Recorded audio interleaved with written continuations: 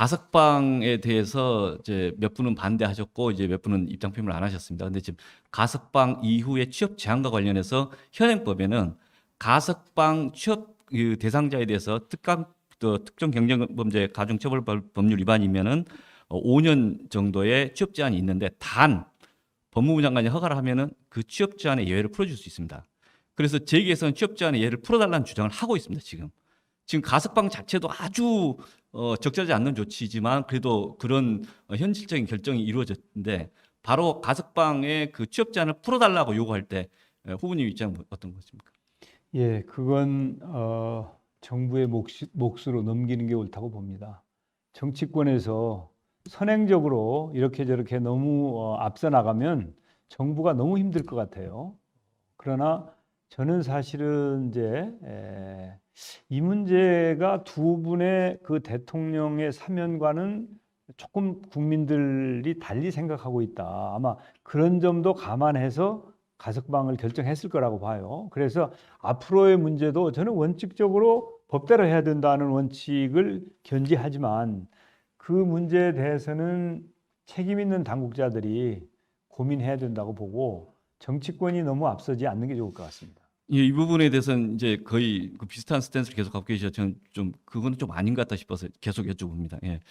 그 시간 제약이 없으면 더 질문해 줄 사안인데 지금 넘어가겠습니다. 아쉽고 좀 답답합니다. 부동산 정책입니다.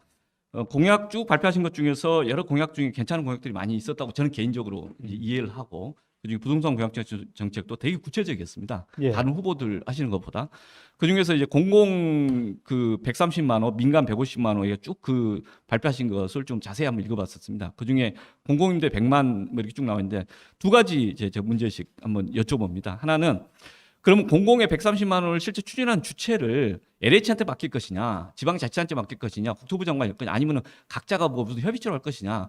지금까지 이거 말은 했지만 실제 제대로 안 된다. 그러면 어떤 조직 틀을 만들 거냐. 그래서 가령 국토부와 분리된 공공주택관리청을 만들 것이냐, LH를 분할하고 할 것이냐. 뭐 이런 점에 대한 입장 정도 필요한 거 아닌가. 두 번째는 LH에서 나오는 매입형 임대가 있습니다. 지금 후보님 말씀하신 그 25만 채 매입형 임대인데 매입형 임대에서 최근에 언론에서 계속 지적한 게 있었습니다. 결국 LH에서 짜고 치고 저기 퇴직한 사람들한테 대강 사주고 그래서 실제 그 속에서의 도덕적 해가 있는 거 아니냐. 저희가 지역구가 도봉구인데 방학 이동에 그런 이상한 집들이 좀 있습니다. 그리고 저희 지역에는 주민들도 그런 얘기 하고 있습니다. 왜 그런 식으로 매입형 임대를 지금도 하고 있느냐. 그래서 매입형 임대 정책에 대해서 좀 엄밀하게 봐야 되는 거 아니냐. 이것을 쭉 모아서 25만 쳐낸다고 해서 이게 실효성 있는 정책이냐. 이런 지적이 있는데 어떻게 보십니까? 예. 우선 그 매입형 임대에 대해서는 이제 건설형 임대가 물량이 충분하고 시장이 안정이 되면 뭐 굳이 그렇게 연연할 필요가 없겠죠. 그렇지만 현재로서는 수급 불균형이 너무 심하기 때문에 다양한 노력을 통해서 수요를 충족하기 위한 노력을 하는 게 옳다 이렇게 봅니다.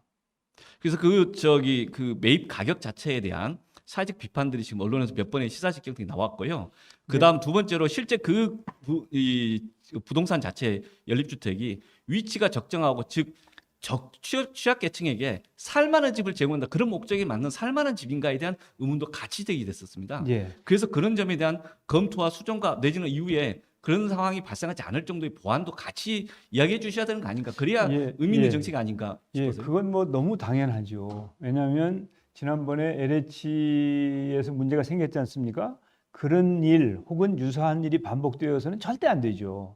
그렇기 때문에 매입형 임대도 그렇고 건설형 임대도 그렇고 제대로 해야 되고 그걸 감독을 철저하게 해야 되죠. 그래서 이제 국토부에 뭐 특별 기구를 만들자. 일단은 이제 본부 수준의 기구를 만들고 그걸 필요하면 더 키우자 이렇게 그 방향을 정한 것이거든요.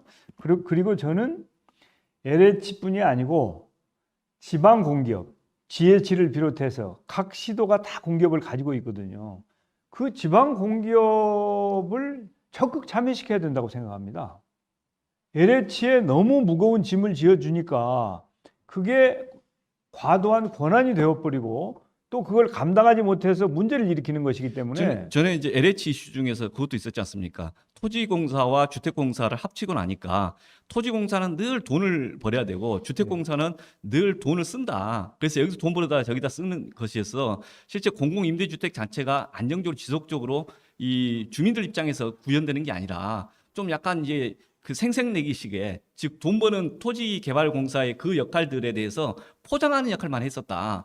그래서 취약계층 서민들이 봤을 때 좀 좋은 집 달라고 그러는데 왜 그따위 집만 그런 수준의 집만 계속 주냐라는 이제 하소연도 있거든요. 저는 뭐 냉탕 온탕은 좋은 정책이 아니라고 봅니다. 다시 말해서 LH, GH를 합쳤다가 또 분할하는 건 마땅치 않고 왜 GH를 비롯해서 지방 공기업들의 역할을 전혀 제대로 활용하지 않았는가? 나는 그게 잘못되어 있다고 생각해요. 그리고 LH든 GH든 또 SH든 간에 이런 공기업들에 대해서 제대로 감독할 책임이 정부에 있습니다.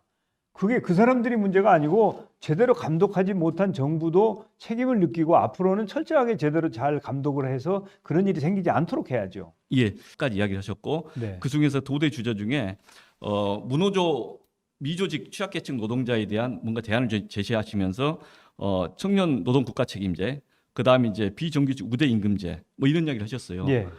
그리고 노동의 유연 안정성 이야기하셨습니다. 저는 실제 노동의 유연 안정성 문제는 정말 어려운 구조적 문제고 좀 민주당 차원에서 좀 세게 좀 이야기해야 되는 거 아닌가 싶은데 그동안 후보들이 관심이 너무 없으셔서 좀 아쉽다. 이 점에서 좀 더 뭔가 좀 핵심적인 문제집 좀 할까요? 제가 노사정위원회 출신입니다. 예. IMF 외환위기 때 노사정위원회 간사위원 겸 상무위원장을 하면서 노사정 대타협을 이끌어낸 장본인이고요.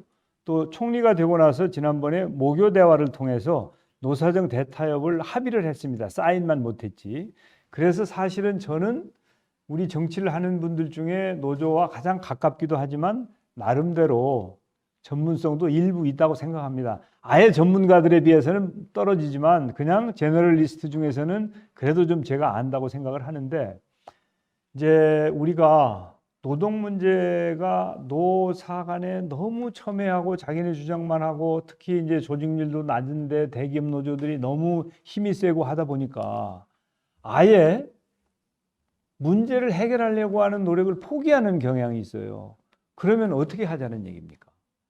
우리가 이제 국민소득이 3만 달러가 넘었습니다. 4만 달러로 가고 있지 않습니까? 그러면 노사 문제도 선진화를 해야 되죠.